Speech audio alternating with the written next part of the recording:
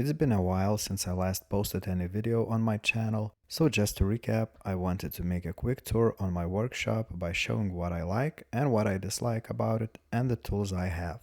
First woodworking tool I bought is this DeWalt DW745 contractor table saw.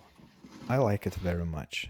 It's done a lot already and I'm pretty sure it will serve a few more years. One thing I didn't like about it is the lack of soft start.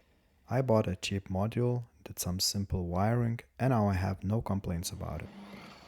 A must-have accessory for any table saw is a crosscut sled. I built mine a couple of years ago and it's working great.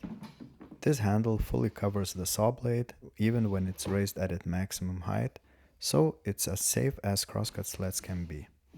For plugging in my table saw, I don't want any wires on the floor, so I use this extension cord, which is plugged to the outlet on the ceiling. The cord does not get in the way when using the saw, and that's just great. Another tool I use with the table saw or with my orbital sander is this Bosch shop vac.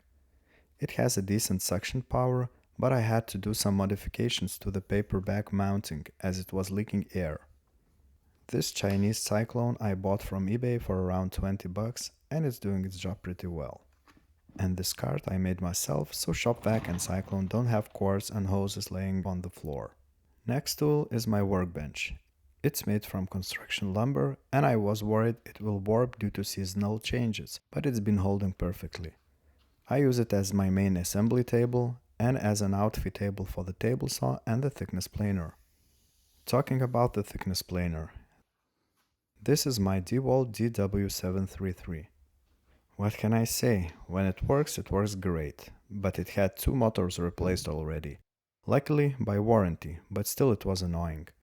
Two main things to keep in mind with this tool: make sure the blades are sharp and chip extractor is decent.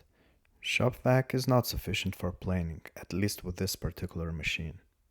Next tool, this chip extractor Metabo SPA 1200. I have a separate video about it, so not gonna talk much, but all in all, it's a very decent machine for 250 bucks. It serves both my jointer and my thickness planer very well. And I don't need any clamps to fit the hose to my tools, it's just friction fit, which is very quick and easy. Now let's talk about this beast, the old Soviet jointer. I also have a separate video on how I restored it, but after almost 2 years of using it, I can see it works very well. It's not perfect, as it's very powerful and loud, also it's very hard to adjust both in-feed and out-feed tables, but once they're dialed in, you don't have to mess with that anymore. A different story is adjusting the blades. I've replaced them once and it took a couple of hours.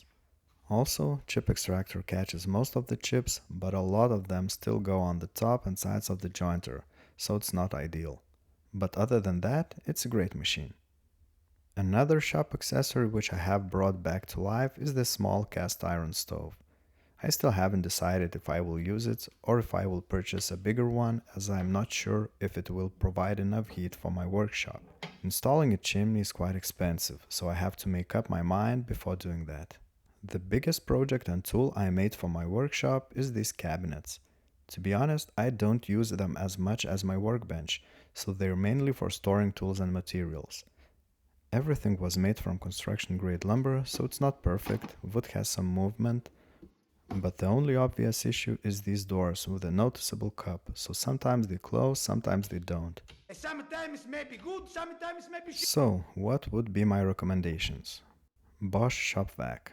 Don't buy it. After some modifications, I managed to make it work just fine, but out of the box it wasn't great, because the paper bag doesn't fit well and dust was getting on the filter.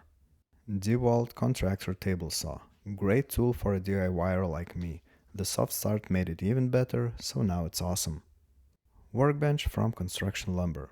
If you don't care that pine is soft and the bench top will scratch and dent easily, then this is perfectly fine. DeWalt thickness planer. Make sure to have a good chip extractor and sharp blades. Then this machine works really well, produces good surface finish with minimum snipe at the ends of the boards. Metabo chip extractor. I think it's one of the best tools in this price range, perfectly suits my needs. Jointer. Of course, you cannot buy this new. And with a used one, there might be a lot of upgrades needed for it to work as it should. So if you have time for that, do it. But you have been warned.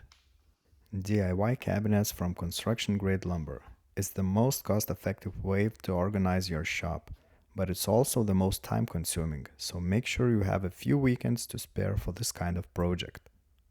The last shop improvement I made and also have a separate video about is the lumber rack. It's very sturdy, maybe not the prettiest solution, but works very well. These thick boards on the floor are stacked not because the rack couldn't hold them, but because I don't want to hurt my back while lifting them higher. So that's it for this one. Thanks for watching, I hope this video was somewhat useful, and if so, please hit the thumbs up button and subscribe to my channel. Thanks a lot and take care.